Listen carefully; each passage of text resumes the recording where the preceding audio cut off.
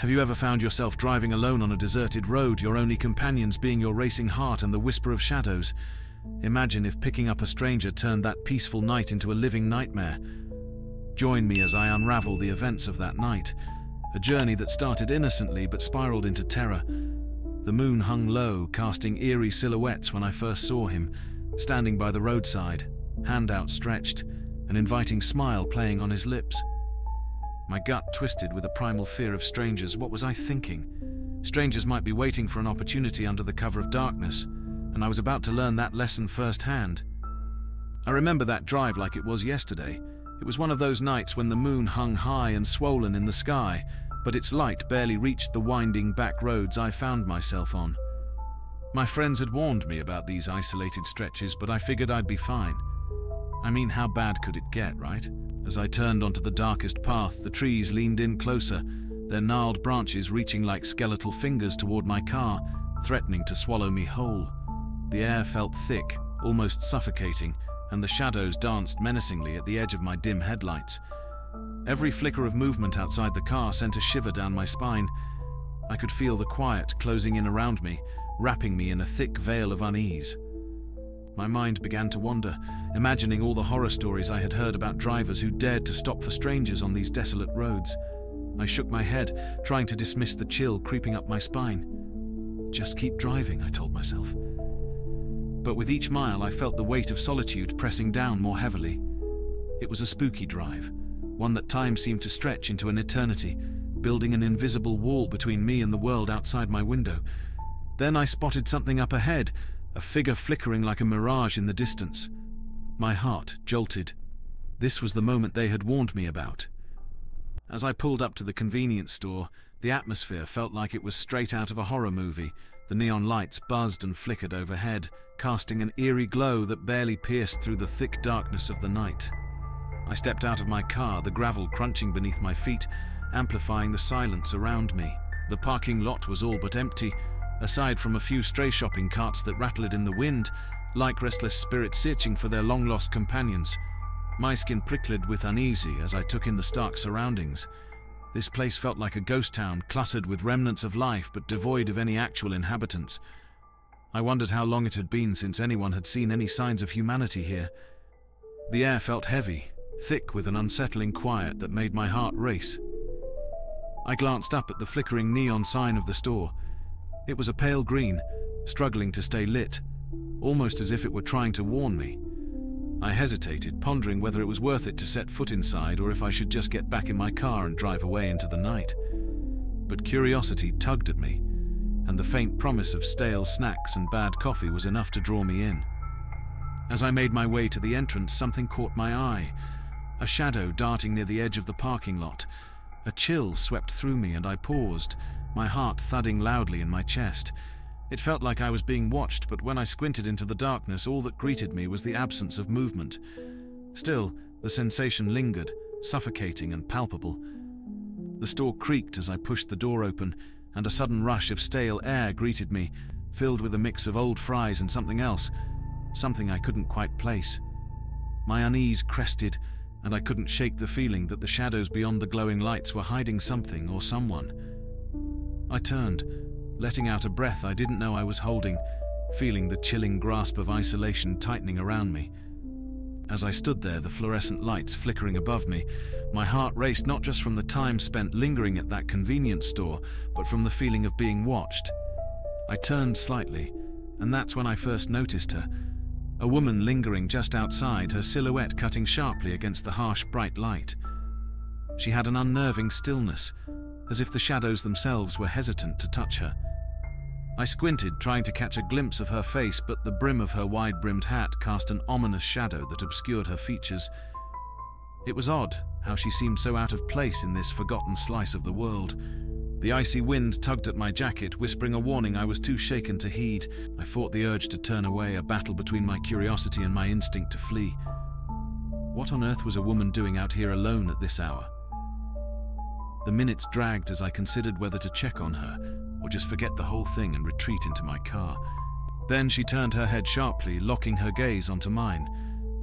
I felt a jolt of electricity course through me, a primal sense of danger igniting in my gut.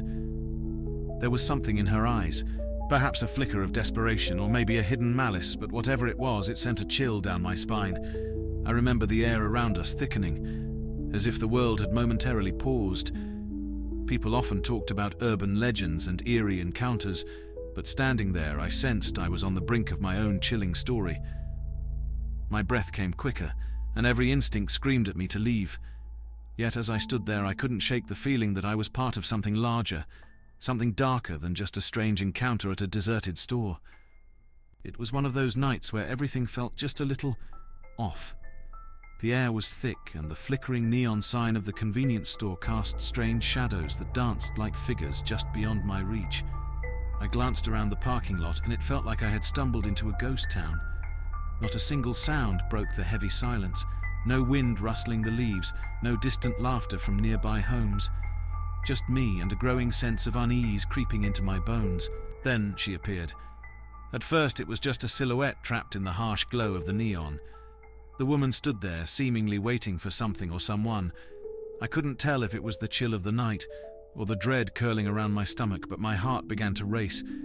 I squinted, hoping to catch a glimpse of her face, but the shadows obscured it. There was something in her posture that made my instincts scream. She was wrong somehow.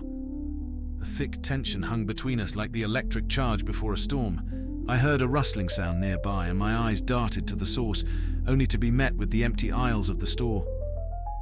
The silence returned, punctuated only by the rhythmic thudding of my own heart. Another glance back at her, and she was closer now, the distance between us shrinking in ways that felt both intentional and sinister.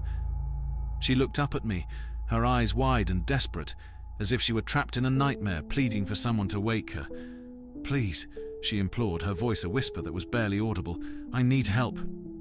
Fear clawed at my throat while empathy beckoned me forward. Every rational thought fought to drown out the instinct to run, but as she stepped further into the glow of the flickering lights, I couldn't shake the sensation that something was deeply wrong. The unsettling vibe seeped into my core, and I found myself frozen in place, a labyrinth of emotions battling within me. As we drove, an ominous weight settled in the car.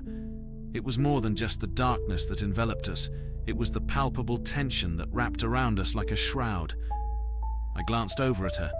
She sat in the passenger seat, her eyes fixated on the road ahead, the streetlights casting fleeting shadows across her haunted face. We exchanged words, but each one felt like a blade cutting deeper into that thick silence. I tried to sound casual, but I could hear the tremor in my own voice. "So, where are you headed?" I asked, attempting to steer the conversation toward normalcy, but there was nothing normal about her response. I was hoping you'd take me to the old church on the edge of town," she said, a hint of nostalgia lacing her voice. But then she added, "There is something I have to do there, something I can't escape from." A chill crept up my spine as I considered that church. Ghost stories haunted its crumbling walls, tales of lost souls and shadows that roamed the grounds at night. The kind of stories you dismiss in daylight but dread in the dark. My grip on the steering wheel tightened, the leather slick beneath my palms. "Do you believe in the past catching up with you?" she continued, her gaze unflinching. I wanted to shake my head and laugh off the mood she was evoking, but I found myself nodding instead. Every word that slithered out of her mouth dripped with fear and regret, wrapping around my heart and squeezing it mercilessly. "You would be surprised what you cannot outrun," she whispered, casting a sidelong glance at me. That's when it hit me. Her words weren't just about the church. They were laced with a desperation that spoke of terrifying encounters and dark secrets far beyond that night. The inkling of paranoia settled in my chest like a stone. Suddenly, I was acutely aware of every shadow passing by, every rustle in the darkness outside the car. This ride, I realized, wasn't just about helping a stranger. It was about being pulled deeper into a chilling story entwined with her past, and I was trapped in it. I couldn't shake the ever-growing sense of dread as we drove deeper into the night. The radio buzzed with static, almost as if it were trying to communicate something I couldn't quite grasp. It was strange how the woman, who had seemed normal at first, began to shift before my very eyes. Her voice, once steady, now whispered cryptic phrases, as if she were recounting a tale only she could fully understand. "They come for you when the moon is high," she said, glancing into the rearview mirror as if searching for invisible passengers. Her eyes, I swear, flickered with a light that felt unnatural, visible only in the glow of the moon that washed over us. I couldn't help but feel as though I was sharing the car with something else. Each word dripped with an unsettling presence, her laughter lingering in the air like a haunting spectre. The more she spoke, the more the shadows in the corners of the car seemed to stretch ominously, consuming the flickering light of my dashboard. My heart pounded in my chest.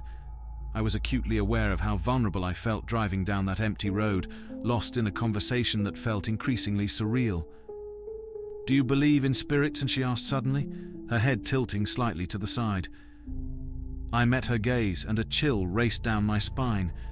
It was as if she were probing deep into my soul, searching for something hidden beneath the surface. I blinked and felt my pulse quicken as her expression shifted, revealing an unsettling excitement. With every laugh and every glance, she seemed to draw something from the darkness around us, pulling it into the car as if it were a tangible force. Something whispered in the air. Danger was looming, and I was spiraling down into an abyss I couldn't escape. My breath quickened as I fought to maintain my composure. This wasn't just an ordinary night drive. It felt like the very air inside my car was heavy with dread. I mean, how often do we think we can sense something wrong but push it aside? Not this time. As I gripped the steering wheel, my knuckles turned white, and I knew I had to put an end to this bizarre encounter. Overcome by an instinctual fear, I decided to slow the car. The headlights barely cut through the blackness ahead, making the shadows dance eerily on the road. I cleared my throat, forcing my voice to sound steady. I just need to check something outside." The words tumbled out, feeling hollow as I glanced toward the woman. Her eyes narrowed, filled with an intensity that felt like a predator sizing up its prey. Every muscle in her body tensed, and the air thickened with a strangled kind of silence. As I came to a stop, my heart raced, a primal urge to flee screaming within me. I caught her watching me intently, every second stretching unnaturally as I fumbled for my phone, my mind racing. Had I imagined it all? Or was there truly something otherworldly behind her gaze? I couldn't shake the feeling that her stillness masked a storm of unspoken danger. Every moment felt charged, vibrating with the sentiment that this was no ordinary nighttime encounter. It was as if shadows whispered secrets around us, and I couldn't help but think, the darkness had eyes tonight. I was glad I was ending this, but the spark of fear ignited further apprehension. What would happen when I turned my back? My heart raced as I stopped the car, barely able to comprehend the image before me. The woman, who moments ago had appeared to be in distress, suddenly transformed. Her features twisted grotesquely, skin stretching taut over bone as dread pulled in my stomach. Her eyes, those wide, glimmering orbs, turned into dark voids, devoid of any humanity. For a second I thought my mind was playing tricks on me. I blinked rapidly, hoping to dispel the nightmare unfolding right in front of me. But the moment she screamed, all doubt evaporated. It wasn't a scream of fear, but a sound torn from the depths of hell itself, a chilling shriek that reverberated through the night. It clawed at my sanity, each note floating through the open window like a toxic gas, filling my lungs with terror. Instinct kicked in, drowning out the urge to freeze. I hit the gas, tires screeching in protest against the gravel. The car jolted forward with startling speed, and in the rear-view mirror, I caught a glimpse of her, her disfigured visage darting toward me impossibly fast like something not of this world. I swerved wildly, racing down the darkened road, adrenaline pumping in my veins. Each second felt like an eternity as I fought the darkness, desperately trying to escape the clutches of something far beyond my comprehension. I glanced back, and in that fleeting moment, I knew I had escaped, at least for now. But there would be echoes of this night that lingered long after the encounter, and though I drove away, my soul would carry the mark of that terrifying climax forever.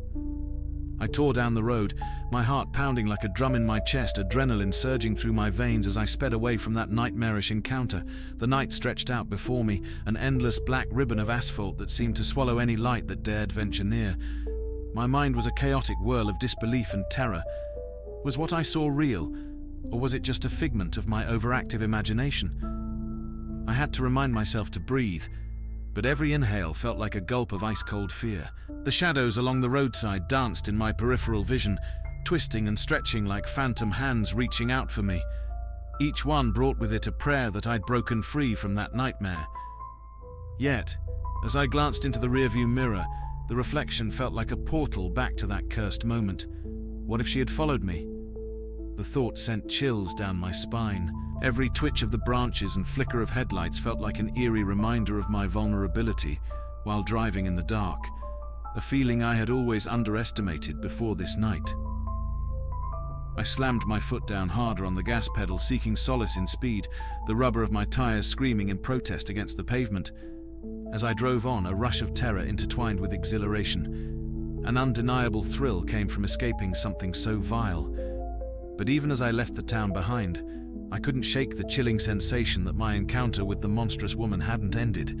It had merely begun. I've replayed that night in my head countless times since then, each recollection drenched in a mixture of dread and disbelief. It's funny how we often think we're safe, cocooned in our cars, believing the world outside is just another extension of our daily lives. But I've learned the hard way that danger can materialize in the shadows, right beneath our noses. Driving alone at night now feels different, as if the very air is charged with apprehension. Every time I pass a dimly lit corner or a roadside stranger, I'm reminded of my terrifying encounter that made my skin crawl. I've become hyper-aware of my surroundings, my heart racing at the mere sight of someone waving for help. The lessons I took from that evening cut deep. I've shed any misguided sense of obligation to stop. The fear of strangers has morphed into a primal instinct to protect myself. But this reflection isn't just about caution, it's a chilling realization of how vulnerable we truly are during those isolated drives. Those moments when the isolation feels suffocating, the engines hum an unsettling background to the potential threat outside. Each night as I drive, I carry with me the weight of that lesson. It's a psychological thriller every time I turn the key, an echo of fear that never fully fades, reminding me to always tread carefully in the realm of darkness. Paul, his voice trembling with an unforgettable chill.